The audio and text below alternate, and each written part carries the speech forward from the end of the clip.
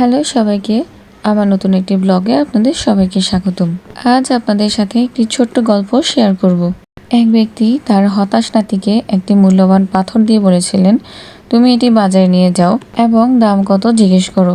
কেউ দাম জানতে চাইলে কিছু বলবে না, শুধু দুটো আঙ্গুল তুলবে। বাজারে যাওয়ার পর প্রথম একটি সবজিওয়ালা এই পাথরটির পরিবর্তে 5 কেজি আলু দিতে চাইল। তারপর সে একটি অন্য দোকানে চলে গেলে সেই দোকানদার 5 বস্তা চালের পরিবর্তে সেই পাথরটিকে নিতে চাইল। এই প্রস্তাবটিও তার পছন্দ হলো না। অবশেষে এক জুয়েলারি দোকানদার পাথরটিকে দেখে বলল, এই পাথরটি এক অমূল্য হীরা, আমার পুরো দোকান বিক্রি করে দিল এই পাথরটির দাম পরিশোধ করা যাবে না।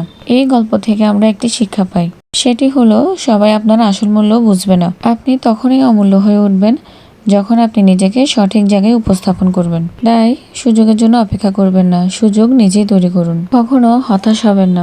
যে কোনো কাজ শুরু করার আগে পরিকল্পনা করুন, কিন্তু পরিকল্পনা করতে গিয়ে কাজ শুরু করতে দেরি করবেন না। তাই হতাশ না হয়ে নিজের যোগ্যতা সঠিক মূল্যায়ন করুন। ব্লগটি যদি ভালো লেগে থাকে অবশ্যই লাইক, কমেন্ট এবং শেয়ার করবেন। ধন্যবাদ।